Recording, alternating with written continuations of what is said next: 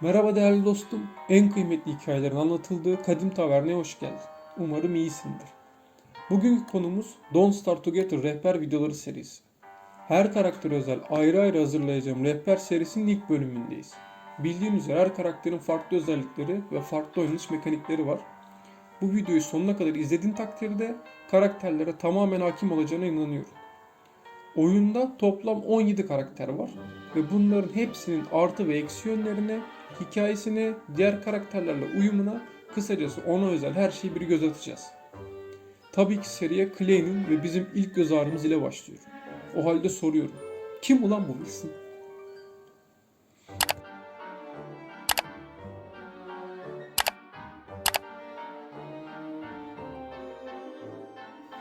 Hey, görünüşe göre bir sorun yaşıyorsun. Seninle bazı gizli bilgiler paylaşabilirim. Tabii hazır olduğunu düşünüyorsan. Başlayalım mı? O bir dahi, bir bilim adamı ama yaptığı hiçbir deneyden sonuç alamıyor. Bir gün kendisiyle bir radyo konuşuyor ve onu tuzağa çekiyor. Biraz önce dinlediğimiz cümleler çalınıyor kulağına ve dahi çocuğumuz tereddütsüz bu tuzağa düşüyor. Lan yürü git, nesi dahi bunun, bildiğin salak. Oyun içi istatistiklerine bakıyorum. Wilson'ın akıl değeri 200.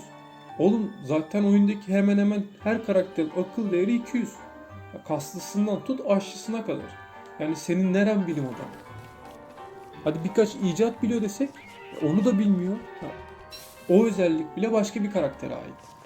Neyse yaratılanı sevdik yaratandan ötürü deyip daha fazla linçlemeyeceğim.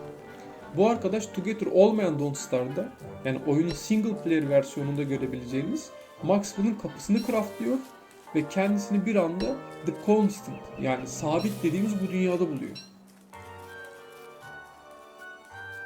Maxwell kendisini bu dünyaya hapsettiğinden tıpkı diğer karakterler gibi o da hayatta kalma savaşı veriyor. Statlara tekrar dönecek olursak sevimli ilk göz ağrımız tamamen ortalama değerler olarak kabul ettiğimiz 150 can, 150 açlık ve 200 akıl sağlığına sahip. Oyunda görüp görebileceğin en üst karakter Wilson. Zaten bu sebeple kendisini yalnızca oyuna ilk başlayanlar için öneriyor. Yani eğer oyuna yeni başlıyorsan ya da bir arkadaşını başlatmayı düşünüyorsan o zaman bu Wilson tercih edilebilir. Özel olarak nasıl oynayacağına değineceğiz. Ama Wilson ile oyuna ilk başladığında yapman gereken şey diğer karakterlerle aynı. Temel malzemeleri ve yiyecek falan bulacaksın. Ayrıca oyunun ilk günlerinde muhakkak harita açmaya yarıyor. Bununla ilgili belki bir rehber çekerim ama basit işte kendini ver deniz kenarına yürü. Başladığın noktaya geri döndüğünde haritayı sınırları itibariyle aşmış oluyorsun zaten. Oyundaki her karakterin özel bir gücü var. Wilson'ın özel gücü ise sakalının uzayabilmesi. Müthiş değil mi? Neyse hemen karamsarlığa düşme. Sakalını kestiğinde düşen tüylerden seni öldükten sonra hayata döndürebilecek Meat Effigy diye bir heykelcik yapabiliyorsun. Yani bildiğin voodoo büyüsü. Aslında bunu bütün karakterler yapabiliyor. Ama onların sakala ulaşımı nispeten biraz daha zor olduğundan Wilson bu konuda avantajlı. Yani diğerleri işte akıl sağlıklarını belli bir seviyeye düşürecekler, tavşan falan alacaklar. Ya bu özellikle yeni oyuncular için bayağı tehlikeli bir durum. İşte bu Meat Effigy'de 4 kalas, 4 sakal ve canınızdan 40 feda ederek craft edebiliyorsunuz. Yani kendi canınızdan feda etmeler falan ciddi ciddi kara büyü. Özellikle kış mevsiminde hacı gibi takılmak ya da daha Avrupa'yı olsun. Noel Baba gibi takılmak isteyeceksin. Çünkü sakal Wilson'ı da kalbini de bir güzel ısıtacak. Sakalının da toplam 3 aşaması var. İlk aşama 4, ikinci aşama 7, üçüncü aşama ise 15 günde geliyor. Tıraş olduğunda da sıfırlanıyor tabii bu süreç. Wilson oynarken diğer tüm karakterler için de geçerli olan dikkat etmemiz gereken şeyler dışında ekstra bir önlem yok.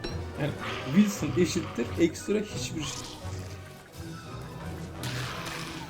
Yine de ölümden geri dönmenin diğer karakterlere nazaran daha mümkün olduğundan dolayı başta belirttiğim gibi deneyimsiz oyuncular için iyi bir seçenek olabilir. Wilson ile oynarken mümkün olduğunca erken Meat Effigy craftlamaya çalış. Çünkü bu karakteri oynuyor olmanın amacı bu. En azından ölsen bile hayata kolayca geri dönebilirsin. Bunu craftlamak için de önce Science Machine, ardından Alchemy Machine ve sonra Prestidigitator oynayabilirsin. Yani özel yeteneğini kullanmak da öyle hemen olmuyor maalesef.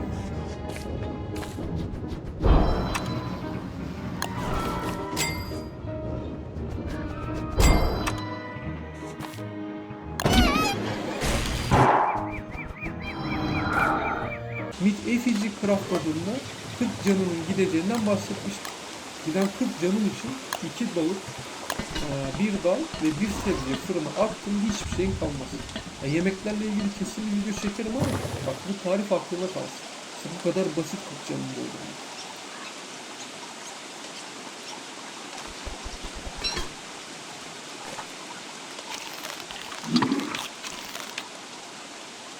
Bunun dışında yavru bir Wilson sakalının 15 günde yetişkinliğe erdiğini belirtmiştim. Kışın da 21. günde başladığını göz önünde bulundurursak muhtemelen sakalını kış bittikten sonra kesmek isteyeceksin. Yani mid-effigy öncelik desek de bunu seçmek sana kalmış. Ya erkenden mid-effigy yapıp kışın buz tutmuş popon için farklı çözümlere yöneleceksin ya da sakallarımın gücü adına diyerek 2 mevsim hayatta kalacaksın.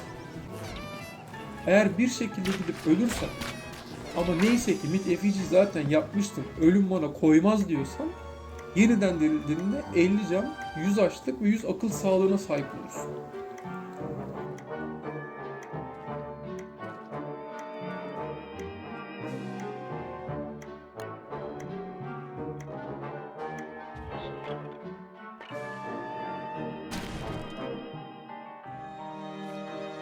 Yaz aylarında ise tabii kekolar gibi 1 metre sakalla dolaşmadığını varsayıyorum. Wilson'ı her 4 günde bir tıraş etmen gerekiyor.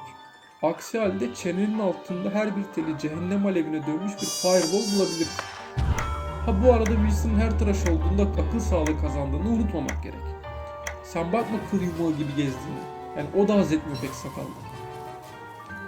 Son olarak Wilson'ın sakallarını arkadaşlarına verebilirsin. Yani kabul, hoş bir hediye değil ama yani hayat kurtarıyor işte.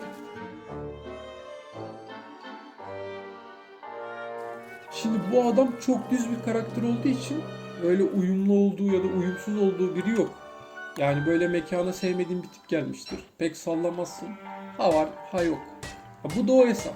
Ha, dediğim gibi yeni bir oyuncuysa başım gözüm üstüne. Ama oyuna hakim olanlar genelde tercih etmezler.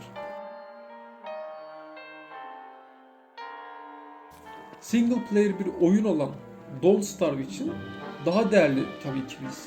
Ama sizi diriltebilen bir arkadaşınızın olduğu oyunda çok da bir esprisi yok. Yani arkadaşınızla beraber çok ölüyorsanız birbirinizi diriltme işi de pek yemiyorsa seçebilirsiniz.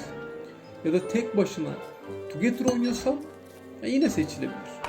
Ama çok daha iyi karakterler de mevcut. Bu arada bu videoda Wilson'ı biraz yerden yere vurmuş olabilirim ama asıl tepkim ona değil tabii. 8 yıldır Wilson'ı yenileme getirmemiş ekibe. Yoksa Wilson hepimizin Don't Starve'daki ilk hikayesi, ilk sevgisi. Videoyu buraya kadar izleyen kahraman dostlarıma çok teşekkür ediyorum. Bir sonraki videoda görüşmek üzere. Tavernanın keyfini doya doya çıkarmayı unutmayın. Hoşçakalın.